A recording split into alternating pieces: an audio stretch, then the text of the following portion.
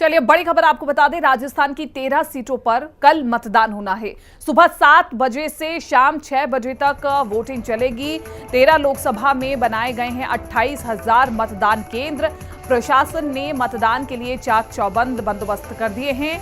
केंद्र विशेष सशस्त्र बलों की 175 कंपनियां तैनात की गई हैं। राज्य की पाली, जोधपुर, बाड़मेर, जालौर, राजसमंद, उदयपुर, बांसवाड़ा, चित्तौड़गढ़, कोटा, झालवाड़, बारां, टोंक, सवाई माधोपुर, अजमेर और भीलवाड़ा सीट पर मतदान होना है कल। तो आपको बता दें, सुबह से ही वोटिंग स्टार्ट हो जाएगी और शाम 7 बजे तक वोटिंग चलने वाली है। शाम 6 बजे तक वोटिंग चलेगी। 13 लोकसभा में बनाए गए हैं 28,000 मतदान केंद्र और सभी से चुनाव आयोग की ओर से अपील की गई है कि पहले मतदान फिर जलपान। लोकसभा चुनावों के पर्व का ये बड़ा दिन है और इसी के साथ साथ ज़्यादा से ज़्यादा लोगों को इसमें शामिल होने के लिए कहा गया है। पहले चरण की अगर हम बात करें तो राजस्थान में वोट परसेंटेज कम दिखाई दी और इसी पर अब आगे ये उम्मीद की जा रही है कि ये वोट परसेंटेज आगे बढ़नी चाहिए। हालांकि बहुत ज़्यादा गर्मी है तो लोग अपने घरों से बाहर नहीं निकल रहे हैं, लेकिन गर्मी का ख्याल रखते हुए भी अपनी जिम्मेदारी एक जागरूक नागरिक होने के नाते वो भी पूरी करनी है।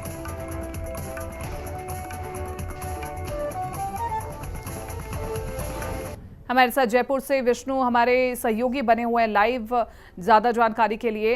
विष्णु, कल राजस्थान में 13 लोकसभा सीटों पर मतदान होने हैं, उसको लेकर के क्या कुछ तैयारियां चल रही हैं और कल किस प्रकार से मतदान की प्रक्रिया को आगे बढ़ाया जाएगा? जी, राजस्थान में 2 चरणों में मतदान हुआ था, जिसमें 12 लोकसभा सीटों का जो मतदान हो चुका है और 13 सीटों का जो बकाया जो कल होना है। और इसी को लेकर निर्वाचन विभाग ने अपनी तैयारियां पूरी कर ली है और यहाँ से जयपुर से टीम रवाना कर दी है। जहाँ जहाँ मतदान हुए हैं 13 सीटों पर, तो वहाँ पे निर्वाचन विभाग की टीमें पहुंच चुकी है। पुलिस का भी चाक चौबंद पहरा है। और वहीं दूसरी ओर प्रदेश के मुख्यमंत्री भजनलाल शर्मा भी प्रदेश कार्यालय में मतदान कैसे अधिक से अधिक बढ़ाया जाए, इसको लेकर पदाधिकारी और कार्यकर्ताओं से भी बैठक की है। और दूसरा अपील भी की है उन्होंने कि मतदान को अधिक से अधिक लोग घर से बाहर निकले और मतदान करें, क्योंकि पिछली जो 12 सीटें थी उन पर मतदान 6% से भी कम रहा था 2019 के मुकाबले में। और इसी को लेकर भारतीय जनता पार्टी में काफी चिंता की लकीरें भी है। और इसी चिंता की लकीरों को देखते हुए भारतीय जनता पार्टी ने भी अपने पदाधिकारी, बूथ प्रभारी और पन्ना के जो कार्यकर्ता है उन सबको आमजन को कैसे बूथ तक ले जाया जाए, उसी को लेकर तैयारियां की है और काफी हद तक। दूसरा, ये जो 13 लोकसभा सीट थी बिल्कुल एकदम नीरस की तरह लग रही थी अब तक, लेकिन प्रधानमंत्री नरेंद्र मोदी जी के 2 बयान ने इसमें पूरे मामले को लेकर जान फूंक दी और कहीं न कहीं अब वोटिंग प्रतिशत बढ़ती भी नजर आएगी, क्योंकि जो प्रधानमंत्री जी के जो बयान थे उन बयानों को लेकर काफी उत्सुकता और भारतीय जनता पार्टी के कार्यकर्ता और पदाधिकारी आमजन में भी अपील कर रहे हैं। और इसको जो मामला जो निकल के आया था कि आपकी जमीन ले ली जाएगी और मंगलसूत्र रख लिए जाएंगे, इसी को लेकर अब माहौल कुछ गर्मा गया है। राजस्थान की राजनीति भी गर्मा गई, विपक्ष भी हमलावर है और कहीं ना कहीं अब जो 6% की जो पिछली बार जो कम रही थी, प्रतिशत कम रहा था, वो अब बढ़ता हुआ नजर आएगा। निश्चित रूप से उम्मीद की जा रही है कि जो वोट परसेंटेज है वो और ज्यादा बढ़ जाए। अगर हम इन सीटों की बात करें विष्णु, इन 13 सीटों की बात करें तो इसमें सबसे हाई प्रोफाइल सीट कौन सी है और वहां पर कितनी तैयारियां चल रही हैं?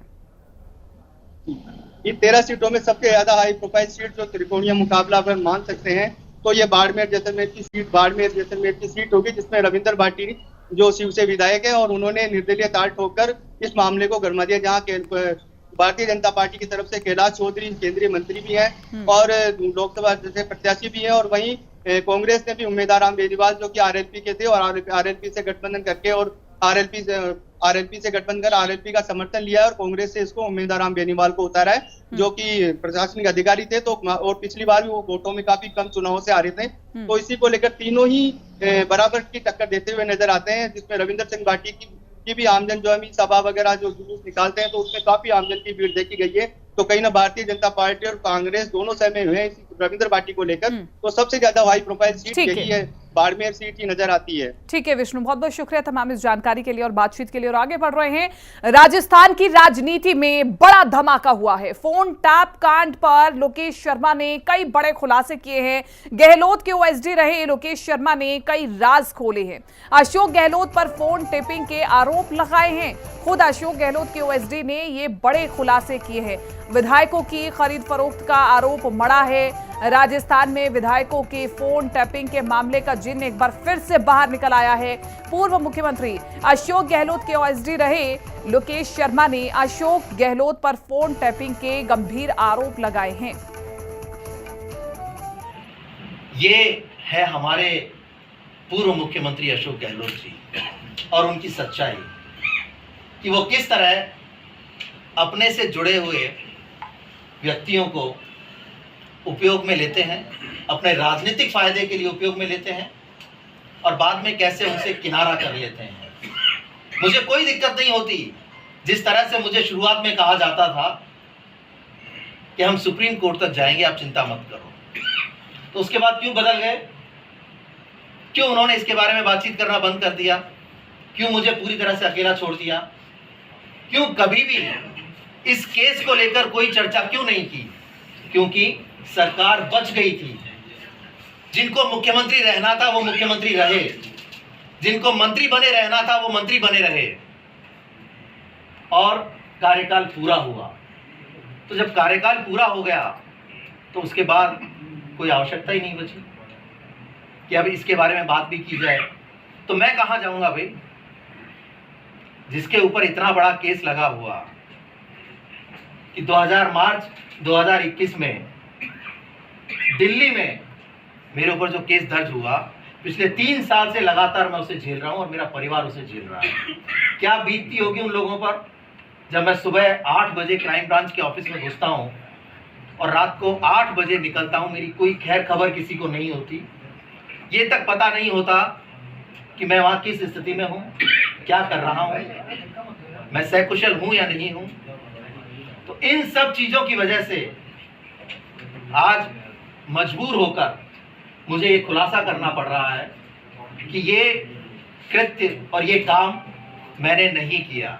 मैंने शुरू से आप सभी लोगों को ये कहा कि इस रिकॉर्डिंग में मेरा कोई लेना देना नहीं है। मुख्यमंत्री अशोक गहलोत ने, चाहे वो लीगल हो या इलीगल हो, इंटरसेप्शन उन्होंने करवाया और वो इंटरसेप्टेड क्लिप्स को इस पेन ड्राइव के जरिए मुझे दिया और मुझसे आप लोगों तक पहुंचवाया। तो ये जो फोन टैपिंग का जिन एक बार बाहर निकल कर के आया है, हम इस पर एक बार चर्चा कर लेते हैं। हमारे साथ भारतीय जनता पार्टी के प्रवक्ता विकास सोमानी बने हुए हैं, उनसे बातचीत कर लेते हैं। विकास सोमानी, लोकेश शर्मा ने ये जो बड़ा खुलासा किया है, मेरा सीधा सवाल आपसे यही है कि उनकी अंतरात्मा जाग गई है या फिर अब उन्हें इन एजेंसियों से डर सताने लगा है, तो सोच रहे हैं कि कोई तो मुझे बचा ले? देखिए, जिस तरह के बयान लोकेश शर्मा जी ने भी दिए हैं, तो ये आप ताज्जुब करोगे कि मुख्यमंत्री गहलोत के ओएसडी हुआ करते थे, तब ये कई समय से ऐसा लग रहा था कि आपराधिक षड्यंत्र गहलोत जी लगातार करते आ रहे थे। तो जिसी की बानगी है कि आज ओएसडी जो है लोकेश शर्मा, जब सरकार चले जाने के बाद अपनी बात को व्यक्त कर रहे हैं और जुडिशियल ट्रायल में भी ये मामला चल रहा है, ये तो आप भली बात से परिचित भी हो। और इन्होंने ये भी कहा है कि माध्यमिक शिक्षा बोर्ड के अध्यक्ष रहे डीबी जारोली को पेपर लीक मामले में अशोक गहलोत ने बचाया था।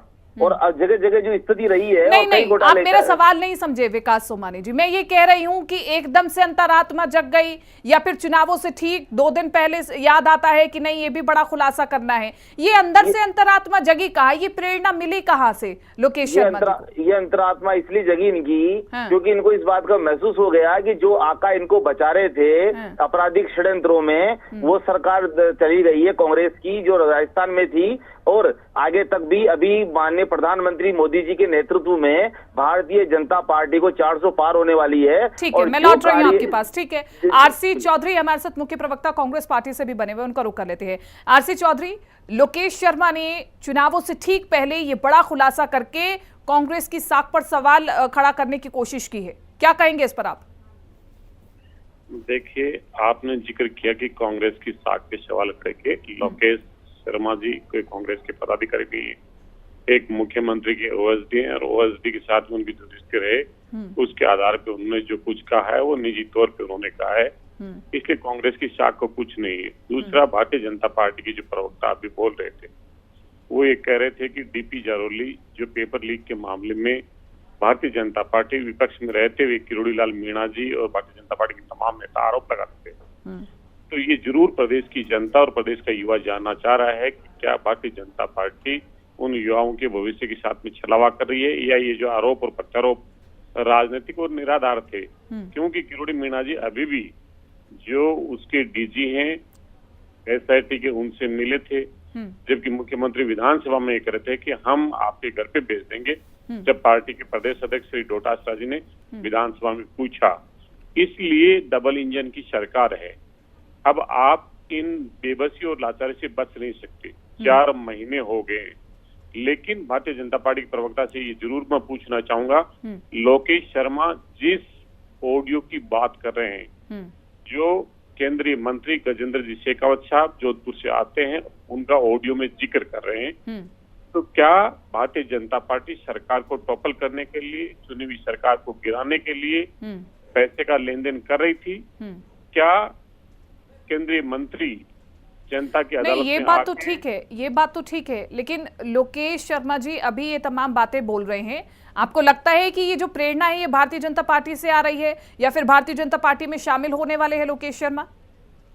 देखिए, मैं इस पे क्यों कहें, हम हर व्यक्ति की क्या परिस्थिति है, उनके तथ्यों पे कैसे भरोसा किया जा सकता है। कल वो ये कह रहे थे कि जो भी चीजें हैं वो हमें सोशल मीडिया के माध्यम से मिली, आज वो कह रहे पेन ड्राइव के माध्यम से मिली।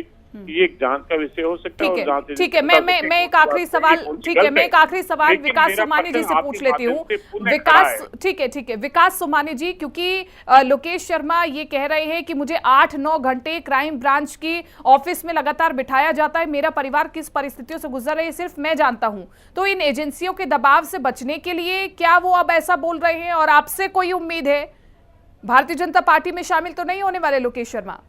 देखिए, भारतीय जनता पार्टी में शामिल होना या नहीं होना ये उनका विवेकाधिकार है, लेकिन सबसे बड़ी बात ये कहना चाहूंगा मैं, जो अभी हमारे कांग्रेस के साथी कह रहे थे कि जिस प्रकार के इन्हीं के लोग, इन्हीं के ओएसडी विशेषाधिकारी जो कांग्रेस सरकार में रहे, वो अपनी बात से कह रहे हैं, वो गजेंद्र सिंह शेखावत जी नहीं, वो सचिन पायलट के साहब के लिए भी कह रहे हैं कि, और उन्होंने ये कहा कि जब 25 सितंबर 2022 को खुद अशोक गहलोत तनोट माता चले गए और उनके जरिए मैसेज करवा दिया, और शांति धारीवाल जी जो यूडीएच मिनिस्टर होते थे उनके बंगले पे बैठक हुई और ये कहा गया गहलोत साहब ने कि सचिन पायलट को मुख्यमंत्री नहीं बनाया। ये प्रेस कॉन्फ्रेंस हमने सुनी और हमने देखा कि लोकेश शर्मा ने किस प्रकार से पूर्व मुख्यमंत्री अशोक गहलोत और सचिन पायलट को भी कहीं ना कहीं सवालों के घेरे में खड़ा किया है। फिलहाल इस बुलेटिन में मेरे साथ इतना ही, दीजिए इजाजत, नमस्कार।